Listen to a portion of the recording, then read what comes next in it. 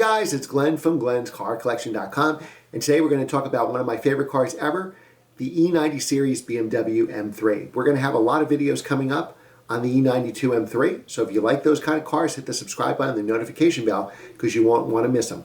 Like and share these videos so our channel can grow, and as always, leave a positive comment below. And next to the video, check out our merchandise store. Any GCC merchandise that you buy, any of the proceeds go right back into the channel. Thanks again. All right, so this car is one of my favorite cars I've ever owned, the 2008 E90 BMW M3. So let's go over, if you're confused which is which. The E90 is the four-door sedan, and here's actually a picture of my actual car. It was Interlagos blue, 6-speed manual, sunroof delete, no navigation. The E92 is the coupe, and the E93 is the hardtop convertible.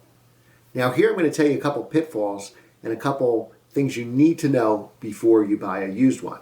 I bought mine brand new in 2008, and I kept the car over 6 years because I couldn't find a better car.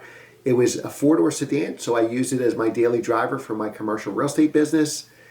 Eventually I had 2 kids in the back and baby seats, and I tracked the car on the weekends. I did autocross with it, and I literally drove that car every day, and I loved it. Typically, if you know me and follow the channel for a long time, if I keep a car a year, that's a very long time. This car I kept 6, almost 7 years because it was that good.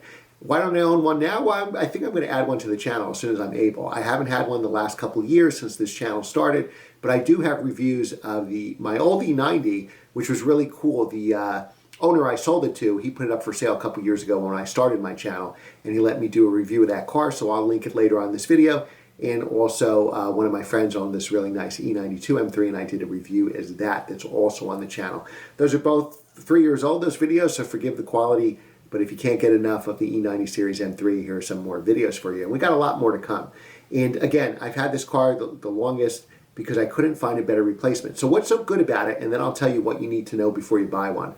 So what's so good about it? It's a normally aspirated V8 engine. V8 engines are my favorite, of course, unless they're a V12 or a V10. But it had a red line of 8,400 RPM. You don't get that with today's turbocharged cars. 414 horsepower. Of course, it's making its horsepower by building revs. 295 foot-pounds of torque. So this was a big leap over the E46 M3 that had 333 horsepower. Now, I've owned 2 E46 M3s, including the one I have now. So again, I love both of these cars, and I don't think you can make a wrong choice with either. Now, because it has a V8, it really sucks gas. It gets 14 in the city, 20 in the highway. So I drove my car mainly on highway to get to work and you go into the track or going on roads, and I averaged 17.6 miles to the gallon. And I think however I drove that car, whether I tried to drive it gingerly or most of the time I revved it out, I always averaged about 17. So I stopped paying attention to gas mileage, and you should too. Now, curb weight, they weigh more than an E46 M3, even though the engine is lighter. So the V8 in this car is lighter. That S65 engine is lighter than the S54 engine found in the E46 M3. These cars weigh between 36 and 3,700 pounds, depending whether you have the manual or the dual clutch and the other options like the sunroof. So let's talk about transmissions while I mention it.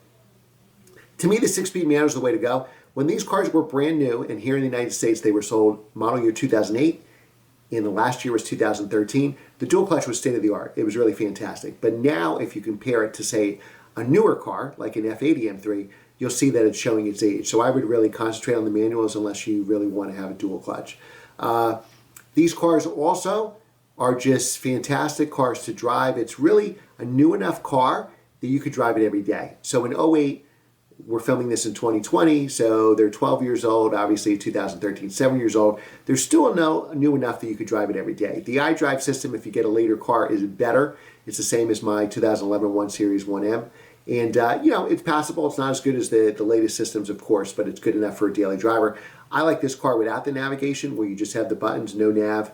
That's the kind of way I like it, but it's up to you, of course, get it the way you like it. Now, there's going to be a couple pitfalls with these cars that you either need to have done if you buy one of these cars, because they can be money pits if you don't, or buy a car that already has the stuff done, because these are going to be 2 repairs that you will have to have needed.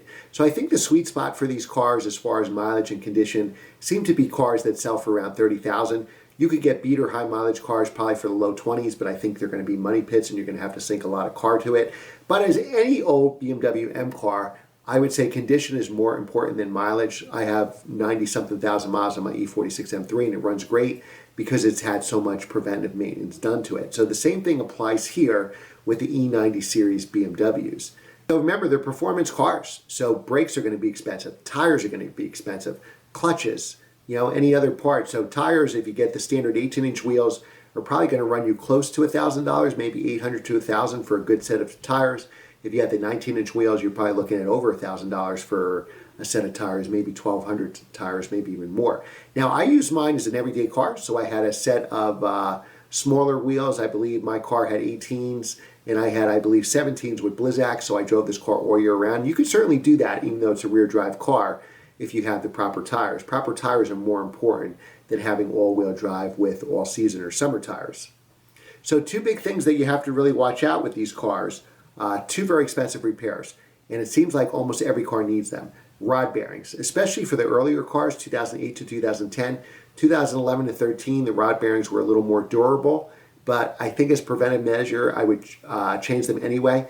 Depending, on labor rates and what shop you use, they're probably going to cost you around $2,500 to $3,000 in an independent, and even more than that if you actually go to a BMW dealer. And the problem is when you get stuff like this done, while you're in there, you should do this, this, and this, and all of a sudden you wind up spending about double that to get the car up to stuff. So always remember to budget at least rod bearings as one of those anytime you buy one of these older cars, especially high mileage cars. And the second thing you have to really be careful for are throttle actuators. Now these seem to fail at all different mileages. I've seen cars with 30 or 40,000 miles where these fail, and you definitely have to replace them. Now there's two of them. They cost $600 each, and with labor and an independent, you're probably looking at about $1,600 total. And if you went to the dealer, probably $2,000 or more. So you have to really budget between rod bearings and throttle actuators, probably $4,000 to $5,000 if the car hasn't had this stuff done. If you're not sure has had it done, then have a mechanic look over it, but I would budget that. So for example, if you have $30,000 to spend, you may want to get a car that's closer to 26, so you have the money to do the rod bearings and the throttle actuators. If you're looking at a $35,000 car and you're looking at a car that hasn't done, you may want to go closer to a $30,000 car so you have money to have it done. The last thing you want to do is make this car a money pit and then you're afraid to drive it and it sits in your garage. These cars need to be driven. Now we'll have a lot of more videos on the E92 M3, how to buy one, values. So remember to hit that notification bell and the subscription button so you don't miss those videos. We post videos every Monday, Wednesday, Friday at 7 a.m. And a lot of times I post 5 videos a week, Monday through Friday, and sometimes an occasional weekend video. So definitely hit the notification bell so you don't miss any of that. Like and share this video so our channel can grow. And as always, leave a positive comment below. Check out our merch store and get some GCC merchandise. Thanks for watching, and I will see you next time.